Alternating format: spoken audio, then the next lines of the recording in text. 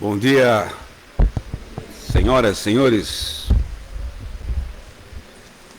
Vamos começar nossa atividade de domingo. Com certeza que os amigos espirituais prepararam o ambiente para que nós pudéssemos usufruir essas bênçãos, esse astral, reabastecendo as forças, as energias, a partir principalmente do esclarecimento, da reflexão, para desenvolvermos os nossos potenciais, nossos melhores sentimentos, em retorno a tudo que a vida nos deu, a todas as oportunidades que tivemos e que ainda teremos, com certeza. Esse é o nosso papel aqui. Progredir, crescer, entender melhor o mundo, a nós mesmos. Prosseguir na caminhada, passo a passo. Que os mentores dessa casa, nossos amigos espirituais, estejam conosco nesse momento e assim permaneçam. Que assim seja. Eu na prece, eu falei sobre a questão do conhecer, né? E eu estudar, refletir, aprimorar, que é o nosso papel na doutrina espírita. O espiritismo prima por isso, pela razão, pelo raciocínio. E não é uma novidade que o espiritismo trouxe. Se nós formos buscar na filosofia antiga, se nós formos buscar em todas as fontes judiciosas de conhecimento, nós vamos ver que a questão da educação é fundamental. A gente ouve isso, a vontade, de uma forma muitas vezes hipócrita, na política, né? Não, a educação é a solução, precisamos investir em educação. Só que não investe, né? Mas se fala muito em investir em educação, porque a gente sabe que é só o que liberta é a educação. O que faz realmente a gente se libertar é... Porque enquanto nós não acreditarmos, enquanto nós não realmente incorporarmos no raciocínio, fica muito difícil mudar. Porque os apelos aos quais nós estamos expostos de fora para dentro, né? E principalmente os de dentro para fora, são muito fortes. Nossa condição ainda inferior de espíritos, nos primeiros passos, nos primeiros anos da caminhada, ainda tem apelos muito fortes. A razão precisa lutar muito, a gente precisa fortalecer demais a razão para realmente acreditar nisso e a partir daí mudanças. Um exemplo bem simples. Se a gente for pensar, pega filme de terror. Quais são os filmes de terror que mais nos assustam realmente, que faz a gente ficar sem dormir na noite que assistiu? São aqueles factíveis. Você nunca vai ter medo de entrar num quarto escuro? Eu vou entrar nesse quarto escuro, mas de repente o Godzilla está lá. Está lá o monstro da lagoa. Porque você sabe que isso não existe. Agora, você assiste o Exorcista, eu assisti, fiquei 15 dias sem dormir direito e eu sou espírita. Por quê? Porque esse negócio pode acontecer. Isso é possível. Então isso toca a minha razão.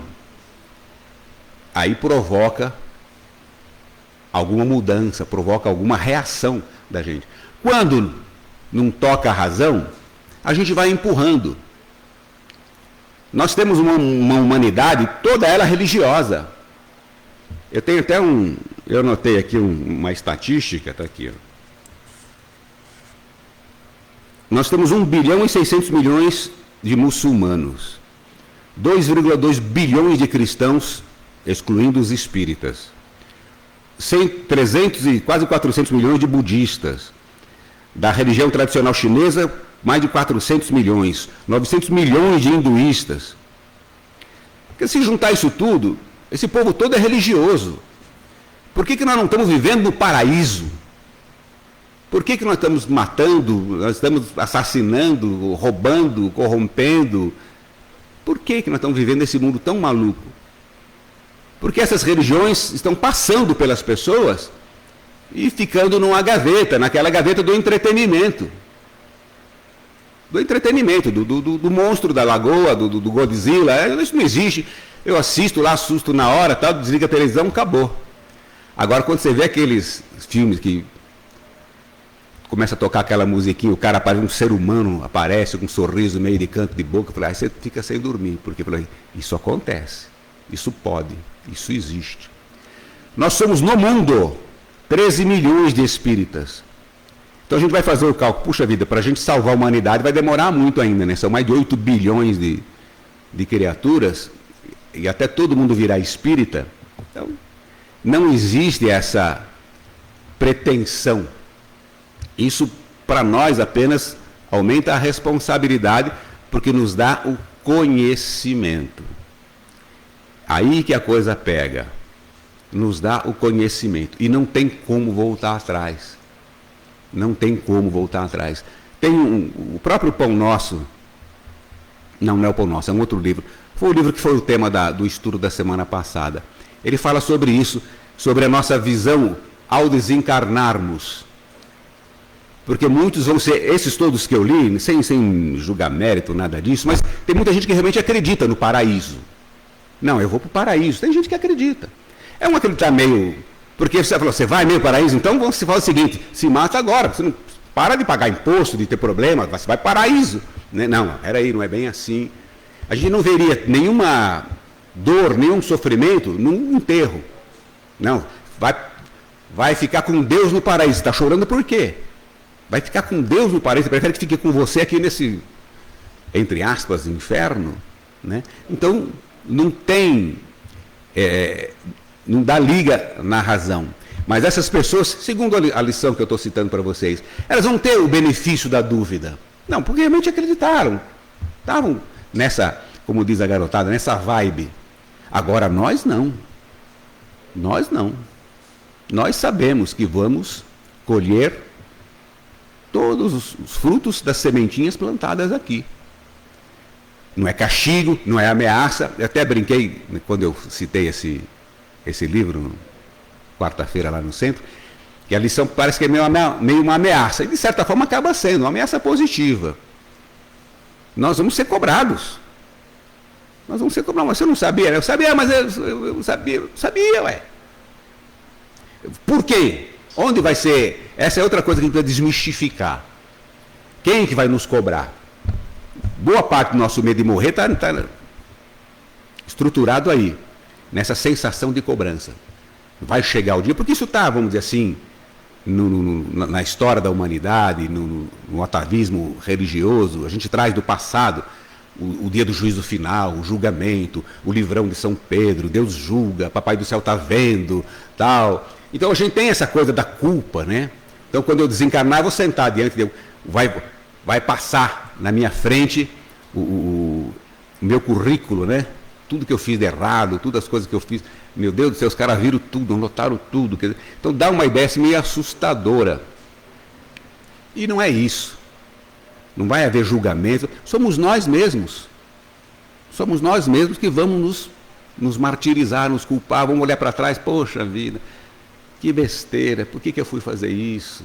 Não precisava. Quantas e quantas vezes a constatação da bobagem dói muito mais do que a bobagem em si. De você ficar pensando, pô, eu podia ter evitado, eu podia ter, por que eu não tomei cuidado? Às vezes uma coisa besta, você vai carregar 4, 5 vasos de cristal, quebra, poxa, eu podia ter pego um de cada vez, dói muito mais que a ignorância de ter feito aquilo, do que necessariamente a perda do material. E é isso que vai acontecer conosco. Esse, entre aspas, é o tal do inferno. Chegar no plano espiritual, inferno que não existe, né? Umbral, todo mundo vai para umbral, não é por aí. Não é por aí. A vida continua.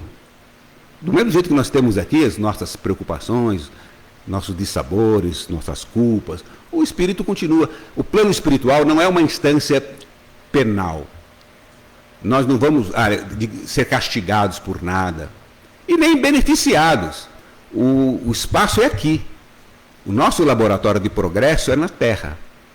O plano espiritual, digamos que é uma espécie de uma reciclagem, onde os espíritos são instruídos, são orientados, são acolhidos, percebem como é que o mundo funciona, não tem castigo, não tem pecado, não tem ninguém ruim. Olha, você fez um monte de coisa errada, você vai ter as consequências. Olha, você fez isso, você vai ter... Puxa, você fez tanta coisa boa que você às vezes nem percebeu, então isso está te dando tal benefício, isso está te proporcionando uma situação um pouco melhor. Então vai aprender, vai... Então não tem esse medo que a gente tem do que vai acontecer. Agora, o problema é o retorno. Nós vamos retornar para cá, para recomeçar, reconstruir, aparar aquelas arestas todas que nós deixamos em aberto nas encarnações passadas e seguir em frente, sem nenhuma preocupação de pecado, de ruim, de castigo, de nada disso. E nós sabemos disso. E se sabemos disso, por inteligência, nós temos obrigação de mudar de postura. Obrigação, conosco mesmo. Não é com o mundo, Papai do Céu quer. Não. Conosco mesmo, nós temos obrigação de mudar de postura. De uma vez por todas. Não dá. Mas aos pouquinhos. Encontrar um sentido para a vida. Essa semana, no UOL, na internet aí, né, UOL, eu vi uma reportagem sobre uma moça que tornou-se adepta daquele Henri Cristo. Possivelmente vocês já tiveram oportunidade de ver esse rapaz, esse senhor. Henri Cristo, ele se diz o Cristo que voltou. Então ele se coloca com a roupa como se fosse o Cristo, a barba, o cabelo, o gesto, se refere ao pai como o pai dele, aquela coisa toda, né? E a gente fica pensando, esse cara é doido e quem segue ele é mais doido ainda, né? Porque quando você para pensar historicamente o papel do Cristo, não achar que o cara voltou aqui no interior de São Paulo, não, está em Brasília, no Distrito Federal, pior ainda, né? Acho que o único lugar que Cristo não ia escolher para voltar é Brasília, mas o cara está lá. Tem uma certa mística ali no Planalto Central, né? Tem muita coisa de religião lá. E ele está instalado lá num grupo, um agrupamento de pessoas que o seguem. E eu estava vendo essa moça, uma moça bonita, jovem, formada em marketing. Eu falei, peraí, pô. O que uma mulher jovem, bonita, formada em marketing? É inteligente. Como é que está seguindo um cara desse? E ela falou, na entrevista, eu encontrei um sentido para a vida. Junto com ele. Eu creio nele. O cara tem que ter uma conversinha legal, mas é óbvio que a conta não fecha. Mas o interessante é analisar o íntimo dela.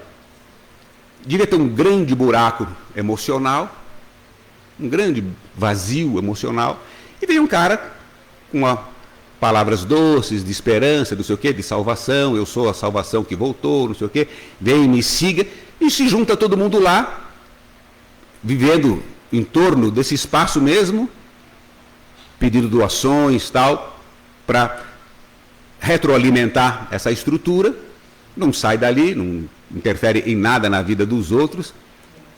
Mas o que me chamou a atenção é justamente isso. São pessoas que têm um vazio no peito. Precisam buscar um sentido para a vida. E esse sentido só virá pela razão. Esse sentido só virá pela razão. Ou se você simplesmente se fechar e, vamos dizer, fechar ainda mais o raciocínio. Que é o que muita gente faz. Foge, vou me enclausurar, e não vai ser por aí. Tem aquela expressão inscrita no templo de Delfos. Delfos é uma cidade na Grécia, tinha lá um templo dedicado ao deus Apolo.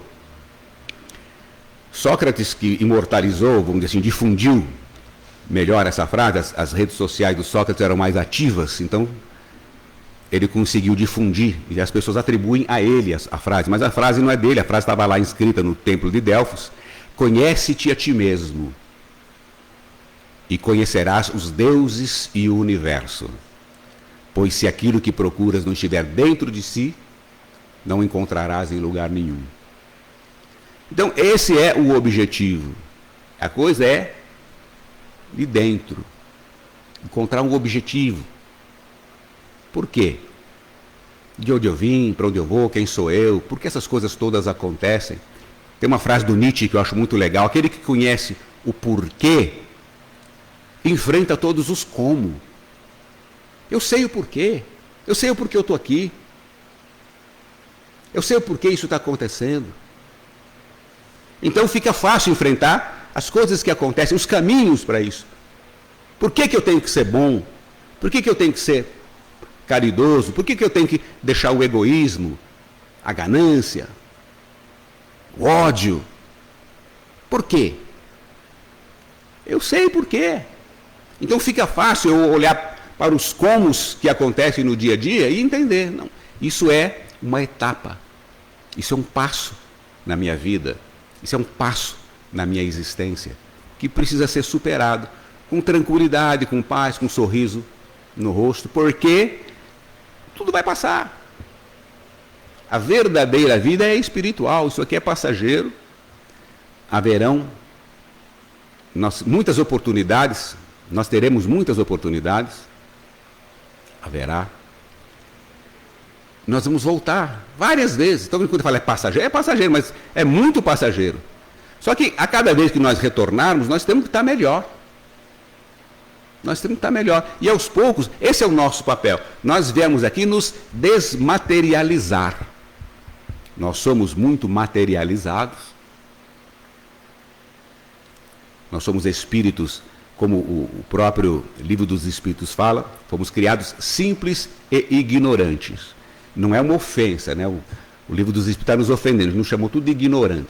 Ignorante no sentido de desconhecer tantas coisas. Quantas coisas a gente desconhece? Volta ao Sócrates, né? Só sei que nada sei. Ele, Sócrates, não sabia nada, imagina nós, o que nós sabemos. Então nós viemos simples e ignorantes, cheios de apelos. Qual é o nosso papel aqui? Desenvolvendo a razão, desenvolvendo o raciocínio, nos educando, desenvolvendo a inteligência. Tudo isso é religião. Não é uma coisa piegas, não é uma coisa que não, religião não se discute. Lógico que discute. Quando você coloca isso na cabeça, a religião não se discute. Você aceita isso, você pode acreditar no que quiser. Você fica acreditando em história da carochinha e não muda o comportamento. E não muda o comportamento. E nós precisamos nos conscientizar de que é realmente a razão, o conhecimento que vai nos libertar. Vai nos libertar. Por isso que uma das bandeiras nossas é: espíritas, amai-vos e instruí-vos. O conhecimento liberta. Nós vamos entender com tranquilidade de onde viemos, para onde vamos, porque está tudo aí. Você pegar o Livro dos Espíritos, não tem uma pergunta que não possa passar, que possa passar pela nossa mente, que não tenha uma resposta aqui. Então seria muito simples. Não, lê o Livro dos Espíritos, lê o Evangelho, pronto, tá, você está no paraíso com Jesus, está no paraíso. Não, você leu, tá bom, li, daí. Tem gente que decora as perguntas todas. 911. Tá, e daí? E a vida? E o dia a dia?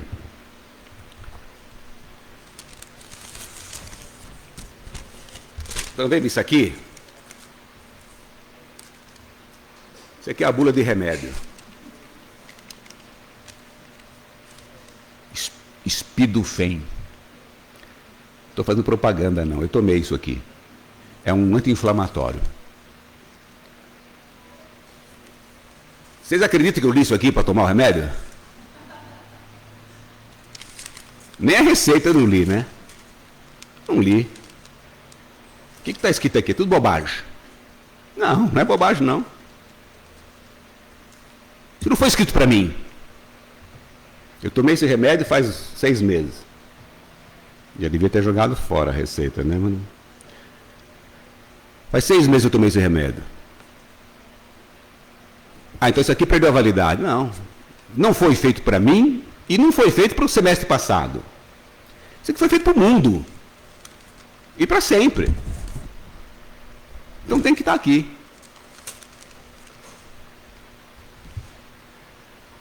O Evangelho. Podemos, vamos dizer assim, sendo bem reduzido, isso é uma receita de vida. Está tudo aqui.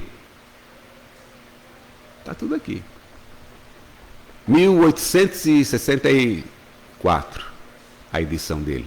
Essa não, essa aqui é mais recente um pouco, né? Essa aqui não é tão velho assim. Essa aqui foi da comemoração dos 150 anos, é uma edição histórica. Poucos privilegiados têm ela, só 260 mil privilegiados. Da tiragem aqui, 260 mil. Isso aqui não foi feito, é a vida do Cristo, é a visão espírita da passagem, do ensinamento dos 3 anos de apostolado do Cristo, trazida pelos apóstolos, porque o Cristo não escreveu nada. Cristo não escreveu absolutamente nada. Tem uma passagem da história, da Bíblia, do Evangelho, onde Cristo escreve alguma coisa. E eu costumo brincar que foi com a mão esquerda, porque eu sou canhoto, né? Naquela passagem da mulher adúltera, eu não gosto muito dessa expressão não, mas porque o homem ninguém nem lembra quem foi, né? Só falam dela. E naquela passagem da mulher adúltera, quando as pessoas estavam lá com a pedra na mão, tal, e Cristo perguntaram para ele, né? E aí, sai dessa, mestre, né? Puseram o Cristo na parede. A lei manda apedrejar. Você fala em perdão, e aí? Vamos apedrejar, vamos perdoar? E o Cristo abaixou com a mão esquerda, ele ficou escrevendo na areia, né? Cristo era canhoto, que nem eu. Ninguém sabe o que ele escreveu até hoje, porque na areia apagou rapidinho, né? Aí levantou e falou, né? Aquele que não tiver nenhum pecado, atire a primeira pedra. Foi todo mundo embora. Se o Cristo viesse aqui e falasse a mesma coisa, não ficava um, nem eu, né? Só 2000 anos. Só 2000 anos. Se a gente voltar para os 10 mandamentos, bota mais 1400, 1500 anos antes, né? 3000 e tantos anos. Então aí, 10. Não estou falando de 1000 mandamentos. 10. E não estamos cumprindo. Está aqui. Está aqui. Como está aqui. Tem que estar escrito. Porque uma hora alguém toma o bagulho, dá uma dor de cabeça. Ah, não, lê lá que está escrito. Lê lá. Então não adianta querer processar o laboratório, não, que está aqui. Então uma hora nós vamos nos conscientizar de que o que está aqui não são letras mortas. São orientações de vida que nós temos que seguir. Aos poucos, gente. Aos poucos. A razão também não admite grandes saltos. Se você está magrinho, fraquinho, ou está precisando se fortalecer, aí vai para a academia, aí eu quero ficar forte. Aí o professor vai falar para você, está vendo aquele peso lá? 150 quilos. Começa a levantar aquilo, levanta 50 vezes, você sai daqui forte. Você não consegue tirar do chão. O que você faz? Vamos embora dessa academia aqui. Pô. Aqui não é para mim. Da mesma coisa nós, às vezes você olha um negócio desse aqui, não, amar a Deus sobre todas as coisas. Eu não consigo respeitar um cara que pensa diferente de mim. Eu não consigo respeitar o cara que é de outro time. Eu tenho ódio do cara que votou em outro candidato, eu odeio, quero matar. Como é que eu vou falar em amor, ama a Deus sobre todas as coisas, é o próximo como a si mesmo? Eu fui fazer uma palestra uma vez num centro, aqui eu posso falar porque aqui eu tenho intimidade.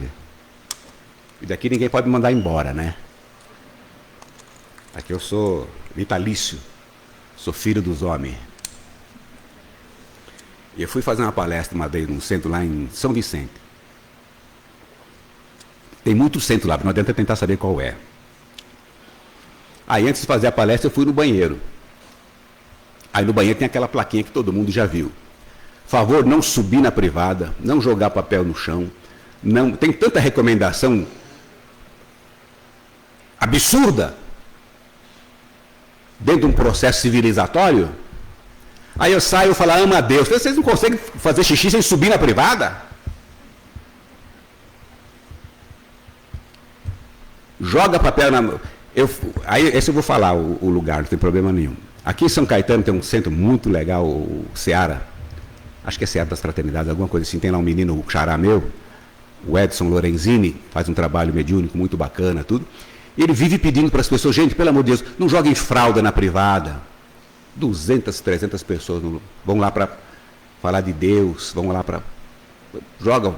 Por quê? Pera, você não para pensar, mas onde é que está no Evangelho que não pode jogar fralda na privada? Não é no Evangelho. É pensar que tem um ser humano que o povo vai ter que botar a mão ali e tirar. Pensa no seu semelhante. Eu tenho um cachorro, que eu costumo dizer que é um... Vai acabar me matando. Até o Humberto aqui viu. Não sei se vocês conseguem ver as cicatrizes aqui. Isso foi um galho de árvore. Aqui eu voltei sangrando, parecia que eu tinha sido assaltado na rua, né? Eu saio com ele todos os dias. Saio com um monte de saquinho para pegar o cocô dele. E eu vejo, já citei isso para vocês aqui. Andando na rua, a gente repara. O que tem de cocô de cachorro na calçada, e a gente pode atribuir aos cachorros de rua. O cachorro de rua, tadinho, ele é irracional, ele não vai recolher o próprio cocô. Mas tem muito mais saquinho com cocô na calçada. Aí não foi cachorro, não. Eu nunca vi cachorro recolher cocô no saquinho. É ser humano que recolhe, dá um nó no saquinho e joga na calçada. Não para pensar que na frente daquela calçada mora alguém que vai passar um lixeiro ali, tem que ficar catando aquilo ali. Então são essas coisas que a razão precisa nos fazer mudar esse tipo de comportamento. Ninguém está vendo, é a sua consciência que está vendo, é o seu papel de cidadão, de cidadã, de promover um mundo melhor, a ecologia, o respeito às desigualdades, às diferenças, seja lá o que for. A lição de hoje, o Pão Nosso, livro Pão Nosso, e tudo isso que eu falei até agora é a introdução, viu, gente? Agora eu vou começar, agora essa lição 43 aqui do Pão Nosso. Ela fala sobre o bom comportamento. É uma parábola do Evangelho que Jesus cita, que o cidadão convidou várias pessoas para um evento, para uma cerimônia, e a turma vai chegando e senta no primeiro lugar. Vai sentando sempre nos lugares mais privilegiados e tal. E a parábola do Cristo é no sentido de concitar as pessoas a fazerem o contrário. Fazer o contrário. Você vai chegar num lugar, seja humilde. Senta lá na pontinha. Porque quando chegar o dono da festa, se você for um cara legal mesmo, que merece, ele vai olhar para você, ô fulano, senta aqui. Vem aqui do meu lado. Aí, todo mundo vai ver que você era um cara humilde e foi chamado. Ao passo que você chegar logo de cara, não, eu quero aqui a primeira cadeirinha, tá? Aí quando chega o dono, fala, irmãozinho, faz um favor para mim, senta lá no fundo, que esse aqui é lugar é do outro lá. Então, essa é a parábola para nos colocar o quê?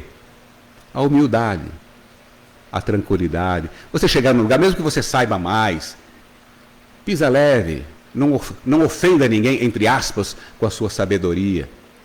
Seja útil, acolha. É a mensagem, digamos assim.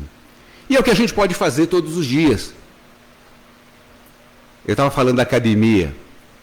Nós fomos tudo embora da academia, que mandaram levantar 150 quilos. Mas se você achar uma que vai falar, olha, quanto você consegue? Vamos fazer um teste aqui.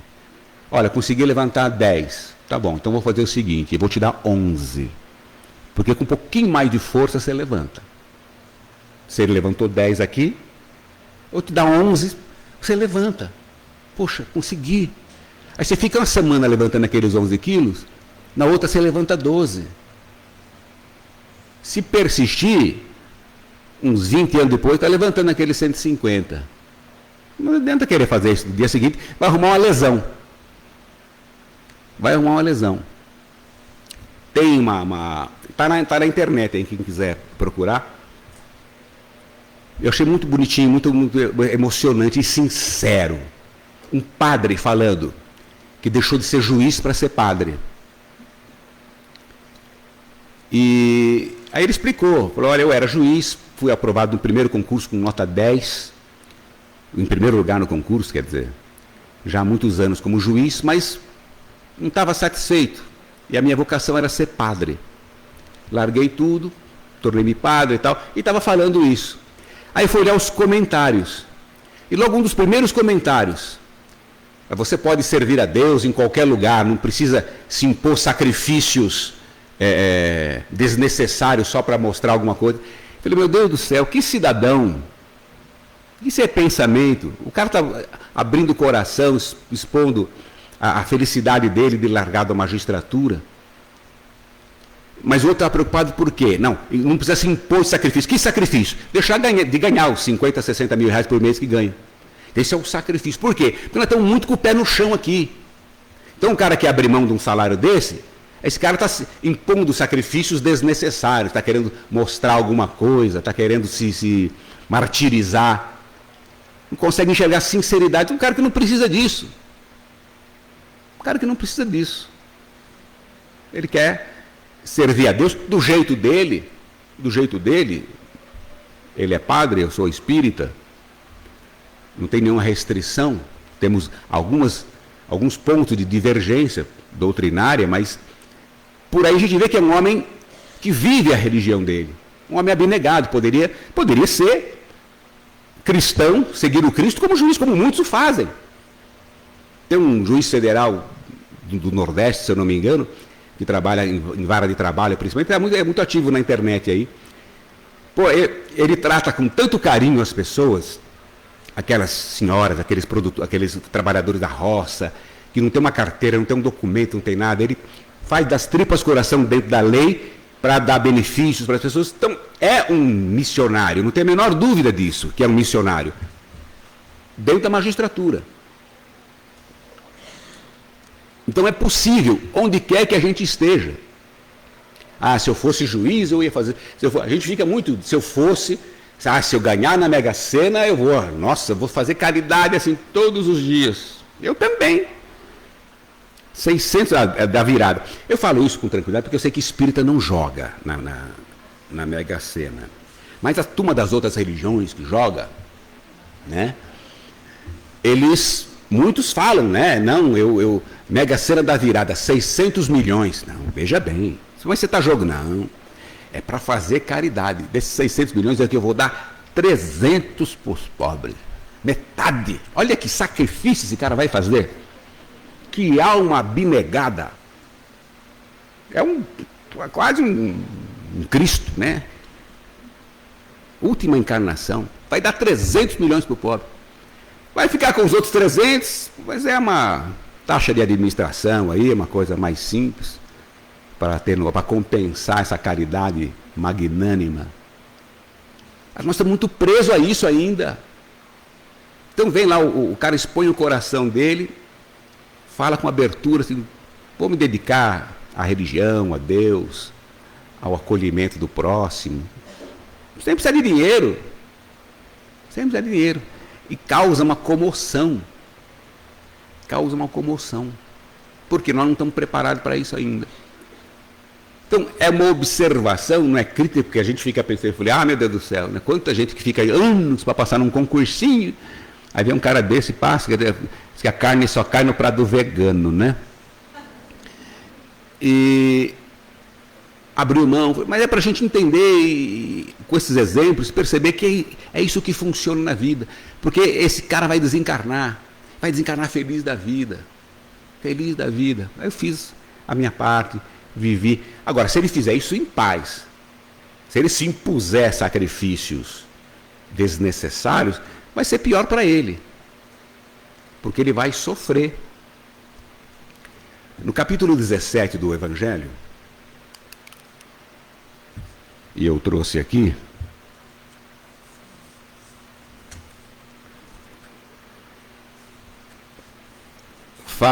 o capítulo é Sede perfeitos é o nome, né? Sejam perfeitos, a forma erudita, né, de falar sejam perfeitos. É um pouco puxado, né? Mas aquilo que eu falei para você, aqui, ó, para vocês, né? Tá aqui. Já tem 2000 anos. Vai ter mais uns 2000 anos, nós vamos estar lendo do mesmo jeito. Agora, nós que conhecemos, temos uma obrigação maior de ir trazendo isso para as nossas vidas. Então fala em sede perfeitos. Perfeito ninguém vai conseguir ser nessa encarnação. Todos seremos, todos chegaremos lá. O Cristo disse, né? Vós sois deuses. Tudo que eu faço, vós podereis fazer e muito mais. Então, é possível, não é conversa mole. Só que não é de uma hora para outra. É os 150 aqui da academia, não dá? Pega os seus 10 aqui, pega amanhã 11, pega 12, os 150 chega. Na academia do Espírito, a mesma coisa. Na academia do Espírito, a mesma coisa. Eu posso ser cada vez melhor. E aqui fala do homem de bem, que não somos nós, porque é muita coisa boa. Mas aí fala do bom espírita, que podemos ser nós. É aquele que luta contra as suas más inclinações, aquele que procura ser hoje melhor do que ontem, amanhã melhor do que hoje. Isso nós podemos. E mais para frente ainda, que é muito interessante, a gente não tem hábito de ler, né? As coisas estão aqui, as respostas estão aqui. O homem do mundo, o homem no mundo, ó. Não julgueis, todavia, que exortando-vos incessantemente à prece e à evocação mental, pretendamos vivais uma vida mística, que vos conserve fora das leis da sociedade, onde estáis condenados a viver. Então veja que os Espíritos colocam dessa forma. Nós estamos condenados, não é opção nossa viver nesse mundo.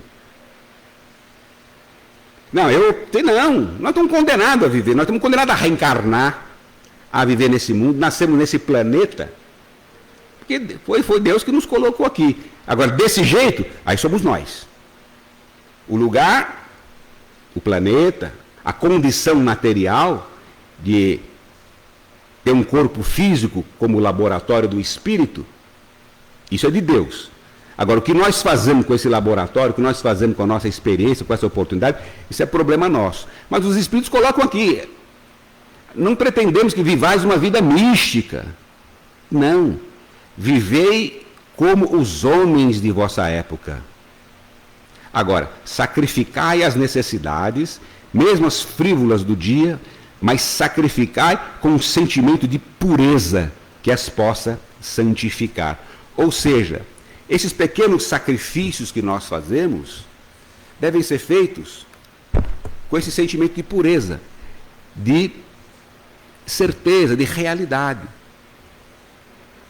Eu sinto assim, eu vivo assim, eu sou assim. Então não estou forçando a barra, não vou me martirizar, eu preciso sofrer. Então quanto mais eu sofrer fisicamente, melhor. Vai chegar a lugar nenhum. Chega na Semana Santa, a gente vê em culturas principalmente de outros países, o pessoal se esfolando, se martirizando, alguns revivendo o martírio do Cristo pessoalmente, se plantando com prego em cruz. Quer dizer, eu quero me igualar ao Cristo. Então pede para alguém plantar na cruz, um prego, bota a coroa de espinho, me igualei ao Cristo. Que loucura! Igualou o quê? A única coisa que a gente tem que esquecer da passagem do Cristo. Que aquilo ali é obra nossa. Ter sacrificado, torturado, condenado, assassinado o Cristo. Então não é essa a comparação. Você quer ser igual ao Cristo? Ama o seu próximo como ele amou. Viva como ele viveu. Tem uma música do Padre Zezinho, eu gosto do Padre Zezinho. Amar como Jesus amou, sorrir como Jesus sorriu, viver como Jesus viveu, sentir o que Jesus sentia, viver como Jesus vivia. Alguma coisa assim, bonita a música do Padre Zezinho. Aí que está o negócio. Eu já falei 2 padres aqui, né? O cara está bandeando, não estou não, viu gente? Eu nasci no Centro Espírita e vou morrer aqui. Não aqui, né? Já teve palestrante que morreu no centro. Espero eu não reeditar isso aí. Mas é importante a gente ter essa visão. Quer imitar o Cristo? Ah, eu sou devoto de santo não sei o quê. Ah, que bacana, mas no que consiste a sua devoção? Não, sempre que eu tenho um problema, eu rezo para ele resolver. Eu confio muito que ele vai resolver os problemas todos. Isso não é devoção, não. Ah, você é devoto de São Francisco de Assis? Imite-o. Imite-o. Siga os seus exemplos. Siga os seus ensinamentos. Ah, isso aí não, está pedindo demais, né? Isso é difícil. É difícil mesmo. Mas eles não são enfeitinhos. Como a música da Dolores Duran, né? A estrela, primeira estrela que vier, para enfeitar a noite do meu bem. Antigamente a gente achava que era isso, né? As estrelas eram enfeites. Hoje a gente sabe que não são mais. Nós tratamos esses espíritos como enfeites. Quem são? Não, nasceu assim, é o tal do santo pronto. Nasceu pronto, nasceu assim, não passou aperto nenhum, e graças a essa condição privilegiada que eles têm obrigação de resolver os nossos problemas. Não existe santo pronto.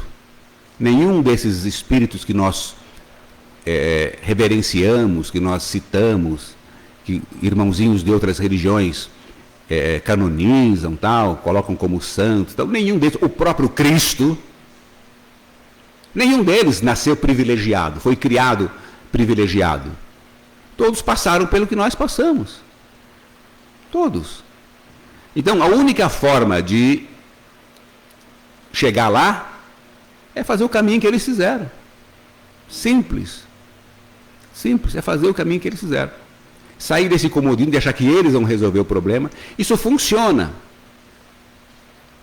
Na nossa mentalidade acomodada, funciona. Muitas vezes a gente procura religião, centro espírita, para resolver o problema. Por que o centro espírita, em especial o Bezerra, que a gente não tem nada contra, mas fizemos uma opção há décadas para acentuar a questão do estudo, que é para libertar. Porque se você, por exemplo, faz a opção da cura, é necessário, é importante. É importante. Mas se você não resolver a causa, o problema volta. O problema volta. Na metáfora hospitalar, é a mesma coisa que o pronto-socorro e a profilaxia, a prevenção. Ah, vamos acabar com o pronto-socorro, porque o pronto-socorro não resolve o problema da saúde. Realmente não resolve. Mas a pessoa chega com hemorragia, ela precisa do pronto-socorro. A pessoa brigou no boteco, tomou uma garrafada, vai lá no pronto-socorro sangrando. Não adianta você falar para a pessoa, olha, não beba, não vá para o bar, você podia estar na igreja agora, o cara está sangrando. Então, sutura o cidadão, estabiliza, estanca a hemorragia, aí depois você entra. Então, nós fizemos essa opção pelo estudo. Por quê? Porque é o que nos vai dar as ferramentas de progresso, de liberdade, que é o que nós estamos fazendo aqui, buscando a liberdade, buscando o crescimento por meio da razão. Por meio da razão. O mundo é bonito, é belo, é para ser feliz. Nós não precisamos nos martirizar. Então, eu citei o exemplo dessas pessoas que querem imitar o Cristo, aí chicoteia. Não, quanto mais eu sofro, mais eu evoluo. Nada. Vai arrumar cicatriz, vai arrumar quando desencarnar, até o espírito vai estar cheio de cicatriz, tanta pancada que deu. E não muda absolutamente nada. Os sacrifícios que nós temos que fazer, a luta, a jihad do islamismo, é contra nós mesmos. Quando Cristo disse, eu não vim trazer a paz, mas a espada da luta contra as nossas más tendências, nossas más inclinações. Isso é difícil. Sair dando pancada nos outros é fácil. O problema é, a grande dificuldade é resolver as nossas questões. Vamos conseguir levantar os 150 quilos de uma vez só? Não vamos. Mas podemos aumentar 1 quilo a cada vez nas nossas responsabilidades, nas nossas metas de progresso, de evolução. Vamos errar? Vamos. Vai ter o dia que eu não vou na academia, vai ter o dia que eu falto, vai ter aquela semana que eu desisto, não quero mais. Como assim na vida? A gente erra, tropeça. demérito nenhum, é da nossa natureza. Mas a gente está aqui para se reerguer. A gente está aqui para sacudir a poeira e continuar. Tem uma frasezinha que eu acho muito bonitinha, um trocadilhozinho, né? Falhei, está falhado. Não se falha mais nisso. Bom domingo. Então vamos encerrar nosso encontro com uma oração, agradecendo antes de mais nada e acima de tudo essa oportunidade, esse encontro, onde podemos olhar para o lado e constatar que não estamos sós, diante das dificuldades, diante dos problemas.